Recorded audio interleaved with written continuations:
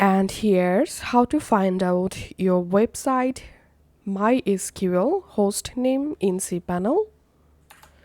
Log into your cPanel, and from your cPanel, find out File Manager and go to your File Manager. And now navigate to your website folder. Open the folder. Under the folder, you will find your website's all files and folders. Now, to find your website host name, you have to find out this wp-config.php file. So select the file and click on edit, and here click on edit once more, and you will directly jump into the wp-config.php file editor.